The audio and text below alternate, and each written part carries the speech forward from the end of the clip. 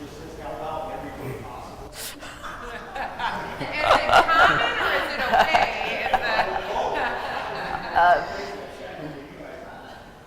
It's probably the way most things go, because you're a big idea, and then you think you're going to get somebody to help you out, and then you're going to get some more employees, and it kind of snowballs. I mean, we don't always go into it with knowing all we do in the beginning. That's part of why we're doing this, right? So That's right. You guys have something to add to that question? I would agree. It probably is common for most startups, but I think you have to realize when you hire that first employee, you got to make sure that you're paying him the minimum wage at least, and that all the other triggers kick in regardless of if he has a loose job description.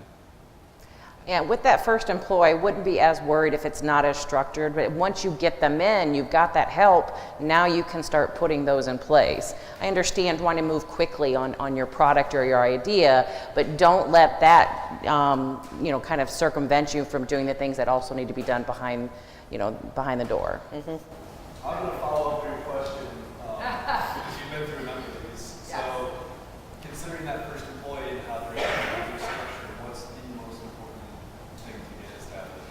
Most important thing for you to do that can get established with your first employee. Number one thing, if you don't do anything else, you should do this. Let's hear what the attorney has to say about that first. Ooh, on the spot.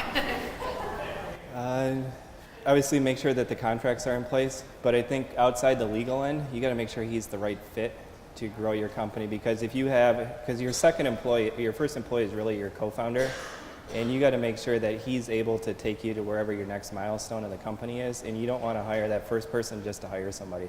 Yeah, that's a really good point. I would say having the pay set up appropriately, making sure that you've identified whether they're employee versus independent contractor appropriately, and have everything in place for that, including the taxes. That one's a huge one. Yeah.